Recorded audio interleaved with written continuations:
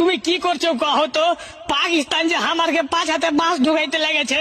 ধুর বুড়মানির বেটা, আমি মরছি আমার টেনশন আর রুই আছে পাকিস্তান के लिए। আমার গোটা দেশ যে পুরে ছাড়খাড় হয়ে আলো এটা দেখার কেউ নাই। ওই পাকিস্তান ওর পাশে বাঁশ ঢুকেছে এটা লেমাস্ত। আরে নিয়াহু বোকাচোদার বেটা, তুমি কেনে রাখছো কहो তো? তুমি তো কয়েছো যে আমারকে সোতে থাকবে, তো এখন কেনে এলা কথা কইছো? আরে বুড়বাকের বেটা, আমার দেশ যে পুরে ছাড়খাড় হলো আমি টেনশন আছে এটা বুঝতে কি পারছিস? পাকিস্তান তোর পাছায় বাঁশ ঢুকেছে, তুই পদক্ষেপ লে তো আমাকে কেনে এখানে গুজে তাছিস কথা, আমি কি করব? ওদিক থেকে এবার বাংলাদেশ তো আমাকে হুড়কি মারছে, পাকিস্তান আর বাংলাদেশ দুটা মিলে আমাকে যে একেবারে ছাড়খাড় করে দিবে, বুঝতে পারছো কিছু? হ্যাঁ বুঝে আমি উপরে ফেলে দেবো।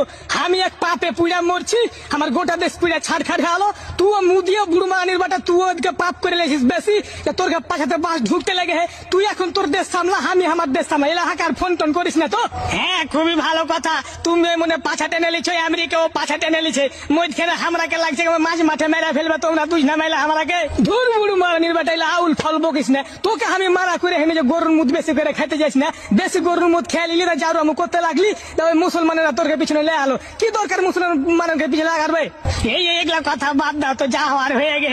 এখন তোমরা আমরাকে একটু সহযোগিতা করো না, তো রাতের ঘুম আমারকে হারাম হয়ে গে। হ্যাঁ আমি খেপা আছি, তোকে সহযোগিতা করতে যাবো। আমি নিজে কিভাবে বাঁচবে দিছে, আমি হাবিটা নিতে মরে গেল, আমার দেশ পুড়ে গেল, আমি তো আগুন নিভাইতে পারি।